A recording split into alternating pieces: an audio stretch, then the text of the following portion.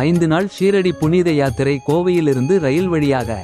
ஷீரடி, ஷனிசிங்னாப்பூர், திரியம்பேகேஸ்வர் ஜோதிர்லிங்கம் மற்றும் பிரதி பாலாஜி ஆலயம் புனே.